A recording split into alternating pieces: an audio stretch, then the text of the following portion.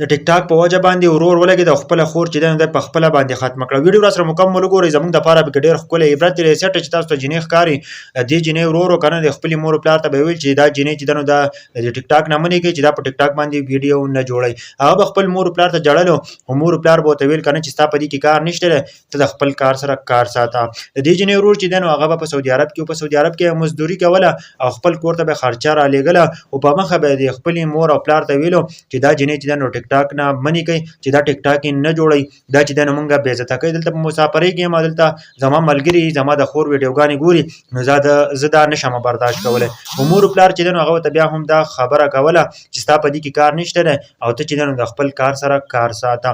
همیشه به ورته دغه خبره کوله او دا لک چې دنه ډېر زیات غوسه شو ځکه چې ویډیوګانې ولا نورې ملګرو کتې دي خورو نو هغه ډېر زیات غوسه شو او پټ چې دنه کور ته راغی. چې کله کور ته راغی کنه او مور پلار ته نو خبر هیڅوک ته هم نو خبر چې دا راغی کور ته. چې کله کور ته راغی د مور پلار مخې ته چې د خپل خور ویشته او د دنیا نه رخصت کړه.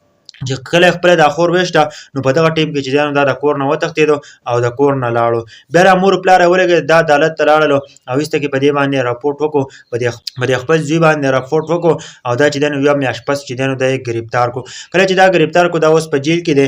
افسوس مقام دار کنه چې دی لک چې دی نو 15 کال چې دنو د خپل مور پلار له پیسې را لېږلې دي په سعودي عرب کې دی مزدوري کړې ده. او دوی چې دنو مور پلار چې دنو دی لک یو خبره نه منله چې دا جنې چې دنو ټیک ټاکونه منې کړې وي او دا چې دنو په دې باندې ټیک ټاک نه کوله. او بل دا چې مور پلار چې دنو دا منې کاوه د خپل زوی چې ستا په دې کې کار نشته کدا ټیک ټاک کې او کدا کته زی او کدا پورته دي. د افسوس مقام ده چې یو زوی چې دنو هغه لګي په سخت مزدوري کې چې دنو ځان ورواچي او په سخت مزدوري کوي او بیا هم خور دي چې ټیک ټاک کوي کنه نو دا ډېر د افسوس مقام ده ځکه چې سړی مزدوري هم کوي سخته او کور ته پیسې هم را لېږي او بیا خور ټیک ټاک هم کوي او مور پلار یو خبره نه مانی. اسی ته سوچ وکړه کنه چې د سړی خور ټیک ټاک کوي او ته په مسافرۍ کې استاد دوستان او استاد ډیره والا چې دا ګوري نو دا څوک نشي برداشت کوله.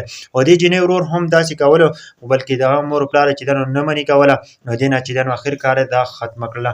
ویډیو کې مطلب او مقصد دا چې جنکوله نه دی په کار چې ټیک ټاک کوي د خپل مور پلار او د خپل ورونو سر چې دنو دا کته کوي. مو افسوس مقام دی کنه نن سبا هر سړی ټیک ټاک کوي او هر جنې چې دنو ټیک ټاک کوي. نو ټیک ټاکونه چې دنو پرهیز وکړي او زما دا ویډیو ټول پښتنو ته ورسوي چې چرته هم داسې کارونه مه کوئ او ټیک ټاک باندې چې دنو په حشي مخوروي.